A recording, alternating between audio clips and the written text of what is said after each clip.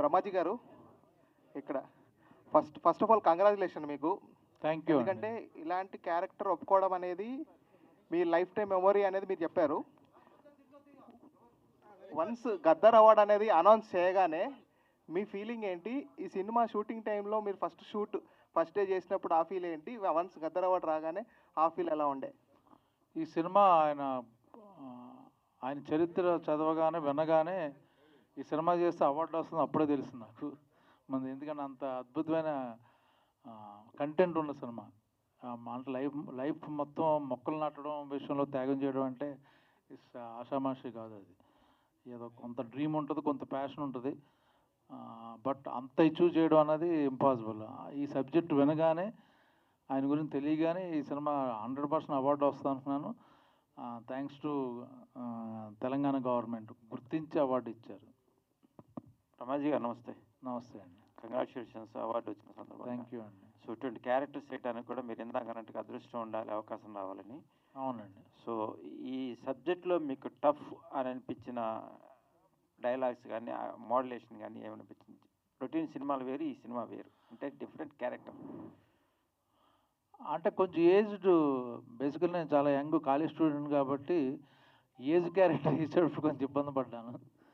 ఆయన ఏజ్ అంటే ఏదో వేరే సినిమాలో ఒక ఏజ్డ్ క్యారెక్టర్ చేసేయడం వేరుని పెద్ద భారం మోస్తున్నాను. ఏమాత్రం కొంచెం మరి తేడా వస్తే ఆయన గొప్ప చరిత్ర ఉన్నాయి, పద్మశ్రీ వచ్చింది, ఆ బయోపిక్ అది, ఆ భయం ఉంది అండి యాక్చువల్గా. సో ఒళ్ళు దగ్గర పెట్టుకుని చేశాను చాలా మట్టుకి. పలానా సీన్ కానీ ప్రతిదీ భయంతో అంత రీచ్ అవుతున్నానా లేదా అన్న భయం మట్టుగా ఉంది అది. సో ప్రతి విషయంలో టఫ్గానే అనిపించింది నాకు లాస్ట్ ఆయన కొంచెం ఏజ్డ్ అయిన దగ్గర నుంచి. సో సినిమాలో క్యారెక్టర్కి ఇన్స్పిరేషన్ ఆయన అయితే ఈ తీసుకున్న మోడ్యులేషన్ ఎన్ని రోజులు దీన్ని ప్రాక్టీస్ చేశారు? ఆయనలాగా ఉండాలి, అట్లా చెయ్యాలి అనే ఒక హోంవర్క్. వర్క్ చేయలేదండి.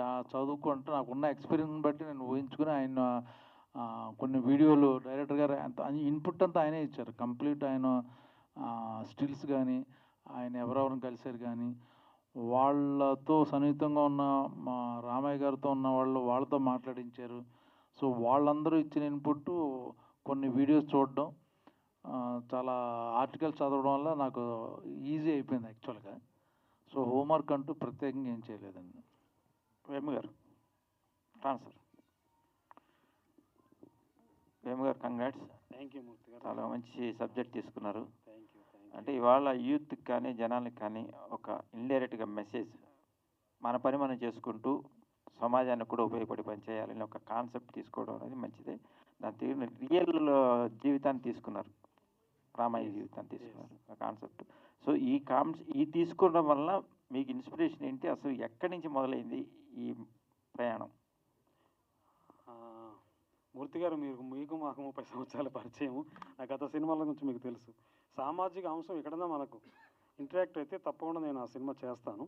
ఈయనది ఒక చిన్న మీడియాలో ఒక ఆయన కోసం బయోపిక్ చూస్తున్నాను నేను, లైవ్ చూస్తూ ఉంటే చనిపోయిన తర్వాత పాపం ఒక అతను అన్నాడు, ఒక మీడియా అతను అన్నాడు, పాపం రామయ్య గారు కథ ముగిసిందా, ఇన్ని సంవత్సరాలు చేస్తున్నాడు చెట్టు నాటడం, ఆయనతో ఇంకెవరు లేరా, నెక్స్ట్ జనరేషన్ ఇతను గుర్తుపెట్టుకుంటారా అన్న మీ జర్నలిస్ట్ ఒక అతను చెప్పిన దాన్ని బట్టి నేను ఇమ్మీడియట్లీ రియాక్ట్ అయిపోయి, నిజమే కదా, ఆయన భవిష్యత్ తరాలు తెలియాలంటే ఆయన మీద సినిమా తీయాలని చెప్పేసి ఇమ్మీడియట్లీ అతను రీసెర్చ్ చేసి ఆయన కథ తెలుసుకొని, ఆయన క్యారెక్టర్ తెలుసుకొని, ఫ్యామిలీని కలిసాము, వాళ్ళ గురించి తెలుసుకొని చేయడం జరిగిందండి. నిజంగా ఆయన క్యారెక్టర్ చేయాలంటే ఛాలెంజే. ఆయన అంత ఇన్నోసెంట్గా ఉంటాడు, తన పని తను చూసుకుంటాడు, చెట్టు నాటడమే ధ్యాస ఆయనకు. అలాంటి క్యారెక్టర్ ఎవరని అనుకున్నప్పుడు ఫస్ట్ నేను టిక్ చేసుకుంది బ్రహ్మాజీ గారు అనమాట. బ్రహ్మాజీ గారిని నిజంగా నేను ఏ టైంలో ఆయన క్లిక్ చేస్తున్నాను కానీ కరెక్ట్ సూటబుల్గా ఆయన ఎఫర్ట్ పెట్టాడు. నిజంగా థ్యాంక్ యూ సార్, మీరు ఇంత ఎఫర్ట్ పెడతారని నేను ఊహించలేదు. ఊహించిన దానికన్నా ఎక్కువ ఎఫర్ట్ పెట్టి చేశారండి.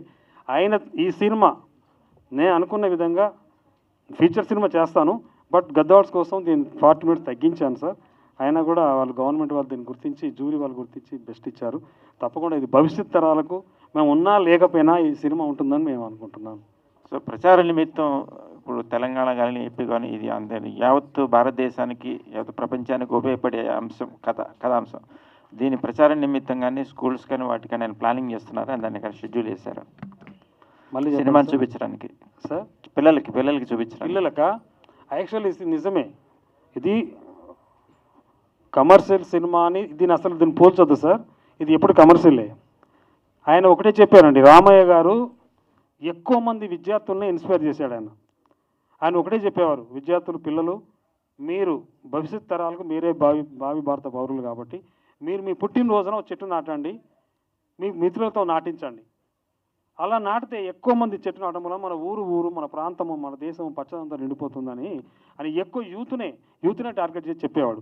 ఈ సినిమా ద్వారా కూడా మేము ప్రతి స్కూల్లో వేసి గవర్నమెంట్ని రిక్వెస్ట్ చేస్తున్నాము, ప్రతి స్కూల్లో వేసి విద్యార్థులను ఫస్ట్ నెక్స్ట్ తరానికి మేమైతే కాజుతో అనుకున్నామో ఆ సంకల్పం విజయవంతం చేయడానికి విద్యార్థులతో తీసుకెళ్తాం ముందు ఈ సినిమాని.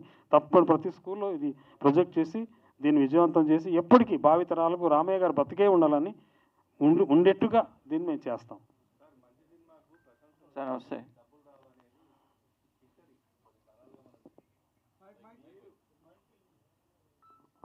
ఈ మూవీ పరంగా మీరు ఎంత ఖర్చు పెట్టారు, మీరు ఎంత సేఫ్లో ఉన్నారు, ఏంటి మీకు ఏమైనా రిటర్న్ వచ్చిందా? మా కష్టానికి ఫలితం. నెట్ఫ్లిక్స్ వాళ్ళు ఒక 30 crores ఆఫర్ ఇచ్చారండి. పోటీ పడుతున్నారు ఓటీటీ వాళ్ళందరూ, శాటిలైట్ కానీ నైజాం కూడా మైత్రి కానీ వీళ్ళందరూ సితారా వాళ్ళు మేము కొంటాం అని. దీనికి బడ్జెట్ అంటూ ఏం లేదు సార్, అందరూ హార్డ్ వర్క్, అందరూ ఫ్రీగా. ఈవెన్ భోజనాలు కూడా మేము స్కూల్లో చేసేవాళ్ళం. అక్కడ గవర్నమెంట్ స్కూల్లో షూటింగ్ చేస్తుంటే వాళ్ళు మాకు మధ్యాహ్నం భోజనం పెట్టేవారు. మా ప్రొడ్యూసర్ గారు స్పెండ్ చేశారు పోస్ట్ ప్రొడక్షన్ కానీ, మేము ఆర్టిస్టులు తీసుకోవాలి, మిగతా అన్నింటికి ఖర్చు అవుద్ది. బట్ బడ్జెట్ గురించి అడిగే సినిమా కాదు ఇది, it's not a commercial movie కాదు కదా, అందుకని. మేడం డెఫినెట్గా వస్తారండి అందరూ, చేయొచ్చండి. అందరూ అనుకుని ఒక మాట అనుకుంటే ఇలాంటి యాక్చువల్గా ఇలాంటి సినిమాలకి ఆర్టిస్టులు దొరకాలి.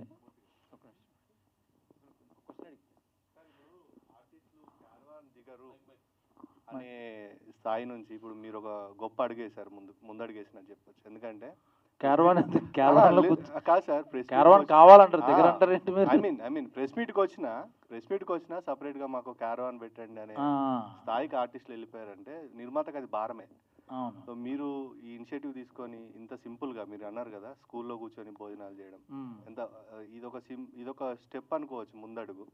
సో ఫర్దర్గా మంచి కాన్సెప్ట్లు వస్తే మీరు ఇట్లాంటి ప్రయత్నాలు చేస్తారా? చేస్తానండి, డెఫినెట్గా ఫ్రీగా కూడా చేస్తా. మేడం సో యంగ్లో ఓల్డ్ మిడిల్ మూడు క్యారెక్టర్లు కనిపించినాయి. సో దీనికి మీ తీసుకున్న ఇన్స్పిరేషన్ ఏంటి, అసలు ఎట్లా ట్రైనింగ్ అయినారు, డైరెక్ట్ చెప్పిన క్యారెక్టర్ని ఎలా మీలో బైహెడ్ చేసుకున్నారు, అసలు ఈ సబ్జెక్టు చేస్తే మీకు కమర్షియల్గా కానీ లేకపోతే లుక్ ఎలా ఉంటుంది అనుకున్నారు పబ్లిక్లో? అంటే డైరెక్టర్ గారు చెప్పారు, నేను ఇంత ఓల్డ్ ఎప్పుడు చేయలేదు, కాకపోతే యంగ్ టు ఓల్డ్ ఉంది కాబట్టి ఓన్లీ ఓల్డ్ అయితే చేయకపోయేదేమో మరి ఇంత అనేసి, కాకపోతే యంగ్ టు ఓల్డ్ ఉంది కాబట్టి ఇందులో మళ్ళీ ప్రతి ఒక్క ఎమోషన్స్ ఉన్నాయి. అండ్ వనజీవి రామయ్య గురించి తెలుసు కానీ వాళ్ళ వైఫ్ గురించి ఎవరికి తెలియదు. సో తను ఇంకెంత సపోర్టివ్గా హస్బెండ్కి అండ్ ఇంట్లో ఉంది అనేసి ప్రతి ఒక్కరికి తెలిసే రోల్ అది. యంగ్ టు ఓల్డ్ కాకుండా తన ఎమోషన్స్ ప్రతి ఒక్కరి లైఫ్లో ఉండేవి అవి. సో అది ఖచ్చితంగా చేయాలి అనుకున్నాను. ఇది ప్రజలకు ఖచ్చితంగా వెళ్ళాలి, నాకు హెల్ప్ అవుతుందనే అనుకున్నాను. సో అది నా అదృష్టం చేయడం. సార్ ఆ విజన్లో నన్ను చూడడం జానకమ్మగా అది నా అదృష్టం ఈ మూవీ, అంతే. డైరెక్టర్ గారు, ముందుగా గద్దర్ ఫిలిం అవార్డుకు ఎంపికైనందుకు మీ చిత్ర యూనిట్ అందరికీ శుభాకాంక్షలు. Thank you. యా, ఇప్పుడు ఈ సినిమా పూర్తి స్థాయిలో ఏమైనా నిర్మించే అవకాశం ఉందా? ఫ్యూచర్లో వేరే లాంగ్వేజ్లో కూడా ఏమైనా చేద్దామనే ప్లానింగ్లో ఉన్నారా? దీని ఉద్దేశం ఏంటి మీ ఫైనల్? తప్పకుండా ఉందండి. నేను బ్రహ్మా సార్కి ముందే చెప్పాను, సార్ ఫుల్ లెంత్గా సినిమా చేస్తానని చెప్పాను. అవకాశాలు ఉన్నాయి. ఇప్పుడు సార్ చెప్పిన నెట్ఫ్లిక్స్ వాళ్ళు, అమెజాన్ వాళ్ళు కూడా అడుగుతూ ఉన్నారు చేయమని. ఇంచేతంటే ఇంత బ్యూటిఫుల్ కాన్సెప్ట్ వాళ్ళు చూశారు, ఆల్రెడీ తెలుసుకున్నారు. గద్దర్ అవార్డు వచ్చింది కాబట్టి ఆలోచన ఉంది. నేషనల్ అవార్డుకి పంపిస్తాము సార్. నేషనల్ అవార్డు కూడా మీరు బెస్ట్ ఆర్టిస్ట్ వస్తుంది సార్ మీకు. ఇది మా ముందు ఇప్పుడే చెప్తున్నాను, అప్పుడు కూడా మళ్ళీ మాట్లాడుకుందాము. Not only Indian Telugu language ఒకటే కాకుండా హిందీ, మరాఠీలో వనజీ రామయ్య గారి క్లాస్ ఉందండి. మరాఠీలో వనజీ రామయ్య ఒక లెసన్ ఉంది. మరాఠీలో చేస్తున్నాము, తమిళ్లో చేస్తున్నాము, హిందీలో చేస్తున్నాము, అట్లా 6 లాంగ్వేజ్లో చేస్తున్నాము సార్ ఇది. అట్లాగే ఫారిన్ కంట్రీలో చైనాలో చేస్తున్నాము, రష్యా చేస్తాము. అంటే గ్లోబల్ ఇష్యూ ఇది, నాట్ ఓన్లీ ఇండియా వరకు కాదు, గ్లోబల్ ఇష్యూ. అంచేత రష్యా, జపాన్, చైనా లాంగ్వేజ్లో చేస్తున్నాం. Okay, music director Ballepalli Mohan గారు, మీరు గతంలో ప్రకృతి మీద కూడా పాట చేశారు, చాలా పాపులర్ అయింది. తర్వాత ఇప్పుడు ఈ సినిమాలో కూడా ప్రకృతికి సంబంధించిన పద్యాలు కానీ పాటలు కానీ రాశారు, పాడారు, మ్యూజిక్ చేశారు, పాడారు. దీనిపైన మీరు ఎలాంటి మెసేజ్ ఇవ్వాలనుకుంటున్నారు ఫ్యూచర్లో ఈ సినిమా తర్వాత? మీ పాటలతోని ఈ సినిమాకు సంబంధించిన సబ్జెక్టుతోని ఎలాంటి నిర్ణయాలు తీసుకోబోతున్నారు? అంటే ఇంతకుముందు ఈ సినిమాలో చెప్పినట్టుగా మొక్క నాటడమే కాదు, దాన్ని సంరక్షించుకోవడానికి వాటిని కాపాడుకోవాలి, తర్వాత కూడా నీళ్ళు పోయాలి, ఒక ఫోటోలు దిగడం వరకే కాదు అనేది ఒక మెసేజ్ ఇండైరెక్ట్గా ఇచ్చారు. అంటే దాన్ని కాపాడుకోవాలి, పెట్టిన మొక్కలను కూడా. అలాగే సినిమా తీశారు ఒక మెసేజ్. ఫ్యూచర్లో కూడా మీరు దీనికోసం ప్రతి ఒక్కరు చిత్ర యూనిట్ ఏ నిర్ణయం తీసుకున్నారు, ప్రేక్షకులకు కానీ సమాజానికి కూడా ఏ మెసేజ్ ఇవ్వబోతున్నారు? అంటే గతంలో కూడా నేను శిలా నీవే శిల్పి నీవే శిల్పం నీవే అనే పాట చాలా ఆదరణ పొందింది. గతంలో కూడా అనేకమైనటువంటి పాటలు ప్రకృతి మీద చాలా పాటలు చేశాను. అసలు నేను పుట్టిందే ప్రకృతిలో, మాది వ్యవసాయ కుటుంబం. చిన్నప్పటి నుంచి కూడా అంటే ఈ సందర్భంగా చెప్పేది ఏంటంటే, మా అమ్మతో నేను పొలానికి వెళ్తున్నప్పుడు మా అమ్మతో వెళ్ళి మా బావి పొలం పక్కన ఒక చెట్టుని వేసాను. అది తాడి చెట్టు. ఆ చెట్టు పెరిగి పెద్ద అయిపోయిన తర్వాత మా అమ్మ పిలిచి ఫస్ట్ ఆ చెట్టు కళ్ళు నాతో తాపించింది. అంటే చెట్టు చిన్నప్పటి నుంచే చెట్టుతో మమేకమై మనం పెరిగిన సందర్భాలు కాబట్టి ఇదొక జోనర్. దీన్ని చేస్తూనే కమర్షియల్ కూడా మనం అంటే డైరెక్టర్ గారు యాక్చువల్గా ఈ సినిమాకి ఏం కావాలో అది డైరెక్టర్ గారి దగ్గరుండి నాతో చేయించుకొని వారు అంత అద్భుతంగా ఈ పాటను నాతో చేయించారు, నాతో పాడించారు. నిజంగా వారికి కృతజ్ఞతలు తెలియజేసుకుంటున్నాను. Thank you. బ్రహ్మాజీ గారు,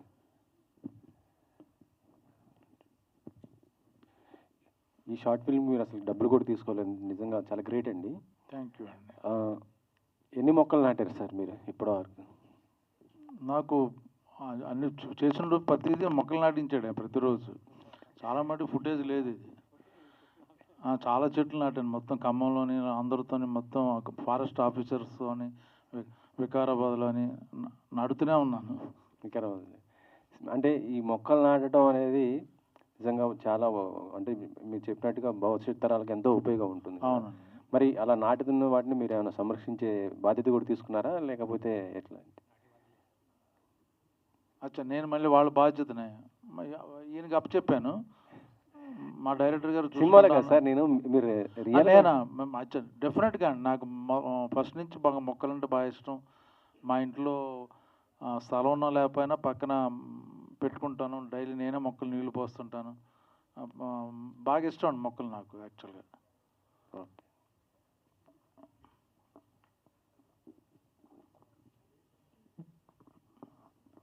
బ్రహ్మాజీ గారు, హలో అండి. హలో అండి.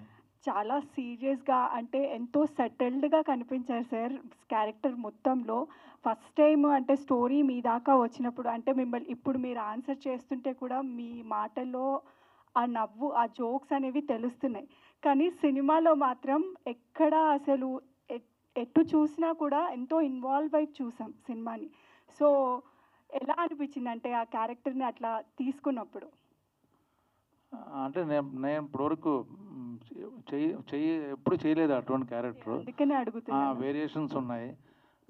ఎక్సైట్మెంట్ అండి, అలాంటి క్యారెక్టర్ రావడం నా అదృష్టం యాక్చువల్గా. సో ప్లస్ ఏదో ఓల్డ్ క్యారెక్టర్ కాదు, ఒక ఆయన బయోపిక్ కాబట్టి చాలా జాగ్రత్తగా భయపడుతూ చేశాను. ఏదైనా ఒక సీన్ బాగా మిమ్మల్ని కనెక్ట్ చేసిన సీన్ ఏదైనా ఉందా? అంటే ఆయన చాలా విషయాలు అంటే కొన్ని చూపించలేనప్పుడు, ఆయన సినిమా చూస్తున్నప్పుడు లేదా టీవీ చూస్తున్నా కూడా ఆ విత్తనాలు తీసుకుని కొరుక్కునేవాడు ఆయన. పైన అదేంటి సీడ్, దాన్ని ఏమంటారు, పైన కప్పులు ఉంటాయి కదా, అది తీసేవాడు ఇలాగ నోటితో పళ్ళతలాగా చూస్తూ. సో ఆ టైం కూడా వేస్ట్ చేసేవాడు కదా ఆయన. అందుకని ఆయన పళ్ళు కూడా ఇక్కడ నల్లగా అయిపోయి కొన్ని ఊడిపోయినాయి కూడా ఆ విత్తనాలు పైన కవర్ తీయడం వల్ల అన్నమాట. సో అటువంటి విషయాలు లాస్ట్లో వచ్చేసరికి ఆయనకి వినపడకపోవడం, సో ప్రతిదీ పేపర్ మీద హాస్పిటల్ కూడా చూపించాం, ఆ పేపర్ మీద చదివి, సో చాలా విషయాలు మేము ఇందులో చూపించలేదు యాక్చువల్గా. సరే, చాలా ఎక్సైట్మెంట్ ఉన్న క్యారెక్టర్ అండి ఆయన ఏదో జస్ట్ ఏదో పల్లెటూరులో పుట్టేసి ఏదో మొక్కలు నాటేద్దాం డిసైడ్ అయిపోవాలి. చాలా జ్ఞానం ఉంది సైంటిఫిక్గా మొక్కల గురించి కానీ, పాటలు పాడుతుంటారు కదా, పాటలు పాడడం కానీ, పద్యాలు అన్నీ చాలా ఇన్స్పిరేషనల్ స్టోరీ అండి ఆయన క్యారెక్టర్. డైరెక్టర్ గారు, సో ఇప్పుడు ఫుల్ లెంత్గా సినిమా తీయడానికి కూడా ప్రయత్నం చేస్తున్నాము అని చెప్పారు కాబట్టి, రాదర్ దెన్ బ్రహ్మాజీ గారు ఇంకా ఎవరినైనా కాస్ట్ చేయాలి అని అనుకుంటున్నారా? ఆలోచనలు ఏమైనా ఉంటే ఎవరిని తీసుకోవాలి? లేదు అలా కాదు, మీరు కాకుండా ఇంకెవరినైనా కాస్ట్ చేసి. తప్పకుండా పెద్ద సినిమాలో చాలా క్యారెక్టర్స్ ఉన్నవి. లేదులేండి సార్, మిమ్మల్ని చూసాం, ఇంకా మీరే యాప్ట్గా ఉన్నారు.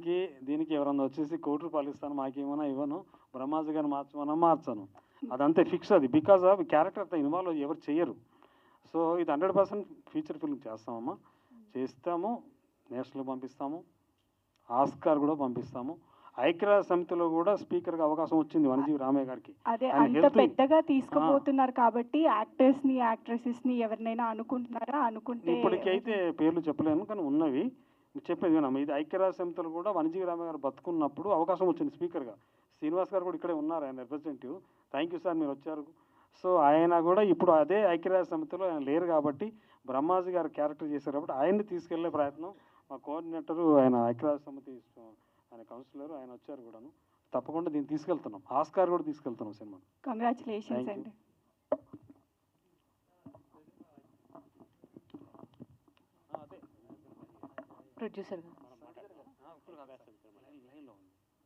ప్రొడ్యూసర్ గారు హాయ్ అండి. హలో. సో షార్ట్ ఫిలిం తీశారు అండ్ గద్దర్ ఫిల్మ్ అవార్డ్స్ కూడా సెలెక్ట్ అవ్వడం జరిగింది. Congratulations for that. So budget అంతా లో బడ్జెట్లోనే అయిందా? ఎందుకంటే బ్రహ్మాజీ గారిని ఇక్కడే చాలా ఇబ్బంది పెట్టారు స్టేజ్ పైన, అక్కడ ఇంకా ఎంత ఇబ్బంది పెట్టుంటారు అని ఒక ఆలోచన మొదలైంది. సో బడ్జెట్ విషయంలో మా డైరెక్టర్ గారు కానీ, హీరో గారు కానీ, మేడం గారు కానీ ఎవరు కూడా బడ్జెట్ విషయంలో ఇబ్బంది పెట్టలేదండి. సినిమా ఎంత న్యాచురల్గా ఉందో బడ్జెట్ కూడా అంతే న్యాచురల్గా ఉంది. అంటే బడ్జెట్. ఆయన ఆల్రెడీ ఒక senior actor, number of films ఆయన చేశారు. అంత సీనియర్ యాక్టర్ని సెట్స్లో మేనేజ్ చేయడం అంటే ఆయనకి కొన్ని కంఫర్ట్స్ ఉంటాయి. ఎంత లేదన్నా ఒక సీనియర్ యాక్టర్గా ఆయనకి కొన్ని కంఫర్ట్స్ ఇవ్వాల్సి వస్తుంది. ఆ విషయాల్లో మీరు ఎంతవరకు కేర్ తీసుకోగలిగారు? జనరల్గా రామయ్య గారి జీవిత చరిత్ర మొత్తం ఫస్ట్ డైరెక్టర్ గారి ద్వారా వారు తెలుసుకున్నప్పుడు దీనికి న్యాచురల్గా ఉంటేనే బాగుంటుందని హీరో గారు ఎక్కడ కూడా కంఫర్ట్స్ కోరుకోలేదు. చాలా న్యాచురల్గా అంటే నేచర్తో కనెక్ట్ అయ్యి ఉండడానికి మాత్రమే వారు ప్రయత్నం చేశారు. అద్భుతంగా, వాస్తవానికి మీరు సినిమా చూసుంటారు, ఎక్కడ కూడా అంటే బ్రహ్మాజీ గారు కానీ, నాగరాణి గారు కానీ నటించినట్టు మాత్రం నాకు అనిపించలేదు. ఇద్దరు కూడా జీవించారు పాత్రలలో కూడా. సో నటించడం ఈజీ, జీవించడం కష్టం. వాళ్ళిద్దరు కూడా నిజంగా ఈ సినిమాలో జీవించారు. Once again thank you sir, Brahmaji గారు, నాగరాణి గారు. కంగ్రాచులేషన్స్. బ్రహ్మాజీ గారు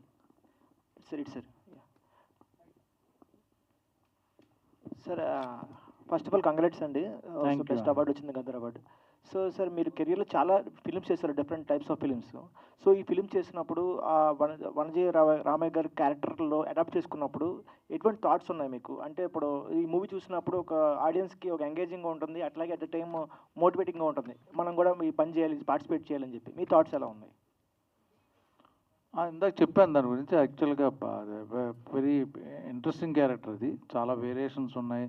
ప్లస్ చిన్నప్పటి నుంచి చూపించారు, యంగ్ లైక్ ఓల్డ్ ఏజ్ రకరకాలని థాట్స్. అంటే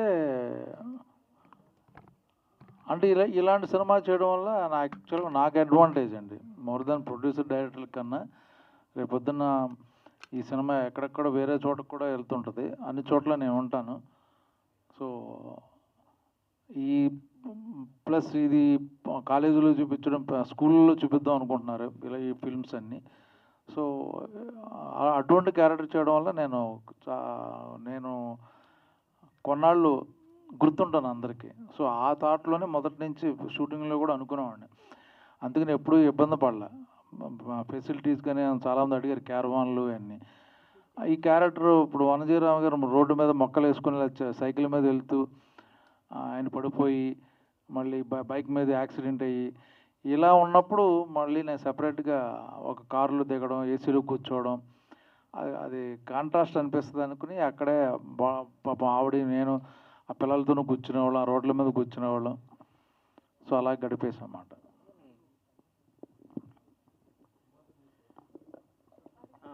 ఈ సినిమాతోనా ఎప్పుడు ఇస్తున్నారు? బ్రహ్మాజీ గారు ఎక్కడ? ఇక్కడెక్కడ న్యాచురల్గా ఆర్టిస్టుల మధ్యన డిస్కషన్ నడుస్తుంది కదా, నెక్స్ట్ ఏం చేస్తున్నారు ఏంటి, ఏ మూవీస్. మీరు ఈ షార్ట్ ఫిల్మ్ ఇలా చేద్దాం అనుకుంటున్నారని చెప్పినప్పుడు మీకు వచ్చిన బెస్ట్ అంటే ఇండస్ట్రీ వర్గాల నుంచి ఎవరి దగ్గర నుంచి బెస్ట్ కమెంట్స్ వచ్చినాయి? తెలిసిన ఆర్టిస్టులు అందరూ చాలా చెప్పారు యాక్చువల్గా. ప్లస్ మొన్న అవార్డు వచ్చింది కాబట్టి చాలా మంది తెలిసింది ఈ సినిమా, అరే నువ్వు చేసావా, నువ్వు అనుకోలేదు అని చాలా అందరు ఆర్టిస్టులు కలీగ్స్ అందరూ అప్రిషియేట్ చేశారు.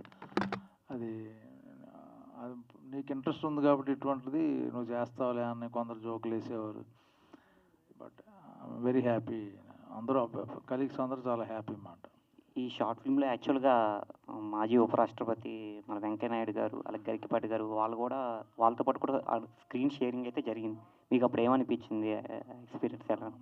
అంటే ఈ విధంగానే అట్లీస్ట్ వాళ్ళిద్దరిని కలవడం జరిగింది ఈ సినిమా షూటింగ్ వలన. ఆయన పాపం వెంకయ్యనాయుడు గారు ఆ రోజు మేము కలవడం, ఆయన అక్కడ ఆయన వాళ్ళ ఇంట్లోనే టిఫిన్ చేసాం. ఆయన బాగా తెలుసు అనుకుంటా, వనజీవి గారు కూడా ఆయన కూడా సన్మానం చేశారు. సో ఆ రోజంతా షూటింగ్ అక్కడే చేసాం అన్నమాట. సో ఆ విధంగా మెట్ so many people like that. Director గారు యాక్చువల్గా ఇలాంటి ప్రయత్నాలు చేసే ముందు స్టార్టింగ్ కొద్దిగా బడ్జెట్ పెట్టడానికి ఎవరు ముందుకు రారు. ఇప్పుడు అవార్డు వచ్చింది కాబట్టి సక్సెస్ చూశారు కాబట్టి కొంతమంది మిమ్మల్ని అప్రోచ్ అవుతుంటారు, ఇలాంటివి మేము మా దగ్గర వీళ్ళతో చేద్దాం వాళ్ళు చేద్దాం బయోపిక్ అని చెప్పి కొద్దిగా సలహాలు ఇస్తూ ఉంటారు. అలాగే ఇప్పుడు ఎవరైనా అప్రోచ్ అయ్యారు? ఇప్పుడు ఎలా ఉంది, బిఫోర్ ఎలా ఉంది, ఆఫ్టర్ ఇప్పుడు ఎలా అనిపించింది? 10 సినిమాలు ఇలాంటి లైన్లో అవార్డు వచ్చిన తర్వాత బేసికల్గా అవార్డు డైరెక్టర్ నేను. ఇది అనౌన్స్ చేసిన తర్వాత ఇలాంటి కాన్సెప్ట్లో 10 ఉన్నాయి. అది చేస్తాం, తప్పకుండా చేస్తాం. వాళ్ళందరూ చూస్తూనే ఉంటారు, తప్పకుండా చేస్తామండి. Sir thank you. బ్రహ్మాజీ గారు సార్ మీ స్పీచెస్లోనే ద బెస్ట్ నాకు ఫేవరెట్ అయింది you always look like a young boy అని మీరు అంటూ ఉండడం అనేది బాగా ఇష్టం నాకు. లైక్ ఈ సినిమాలో ఇటువంటి టైప్ ఆఫ్ రోల్ అటెంప్ట్ చేసినప్పుడు యాజ్ అ క్యారెక్టర్గా, అంటే యాజ్ అ క్యారెక్టర్ ఆర్టిస్ట్గా వాట్ డిడ్ యూ థాట్, అంటే ఇన్ని వేరియేషన్స్ ఉన్నాయి కాబట్టి what made you to attempt this అంటే మీరు ఏం చెప్తారు? అదే ఇప్పుడు ఆ యంగ్ అన్నారు కదా, దాన్ని బ్రేక్ చేద్దామని అలాగా. అండ్ టాలీవుడ్లో ఎవరికైనా ఈ ఒక అంటే ఇప్పుడు ఇది వరకు అవార్డు రాకముందు అయితే ఈ రికగ్నిషన్ అనేది ఎంత మంచి చేసినా జనాల్లోకి వెళ్ళలేదు అనిపించింది. బట్ ఇప్పుడు వెళ్ళింది కాబట్టి టాలీవుడ్లో ద బెస్టింగ్ యాక్టర్స్ చాలామంది ఉన్నారు. వాళ్ళ దగ్గరికి ఇది మీ ఫేవరెట్ అయిన యాక్టర్ దగ్గరికి ఎవరి దగ్గరికి తీసుకెళ్ళాలనుకుంటున్నారు చూపించడానికి? యాక్చువల్లీ చిరంజీవి గారిని కలుద్దాం అనుకుంటున్నాం, ఆయనతో కూడా ఒక మొక్క నాటించాలి. ఎందుకంటే ఆయన కలిసినట్టున్నారు కదా, వనజీవి రామయ్య గారు కూడా ఆయన కలిశారు, సన్మానం చేశారు ఆయన మన చిరంజీవి గారు. సో ఆ విధంగా ఈ సినిమాని ఆయన ద్వారా ముందుకు తీసుకెళ్ళాలనుకుంటున్నాం అన్నమాట. Okay sir, thank you. అంతేగా, థ్యాంక్ యూ అండి. థ్యాంక్ యూ సో మచ్ అండి. Thank you all. Once again, congratulations to the team, Vanajeevi Ramaya team అందరికీ హార్డీ కంగ్రాచులేషన్స్. అండ్ ఒక పుస్తక ఆవిష్కరణ కార్యక్రమం ఇక్కడ జరుగుతోంది. అండ్ ఈ ఈవెంట్ని ఇంత సూపర్బ్గా ఆర్గనైజ్ చేసిన మా PRO Ashok garu, thank you so much.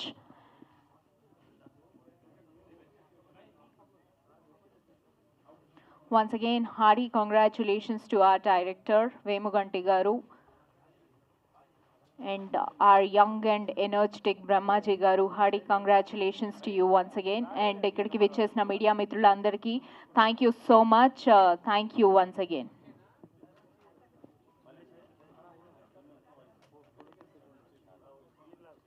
Ballepalli Mohan గారికి ఒక చిరు సత్కారం, వారి బాల్య మిత్రుడు ఫ్రమ్ వరంగల్, మౌరే మిత్రుడు, ఓకే, శ్రీమన్నారాయణ గారి చేతుల మీదుగా.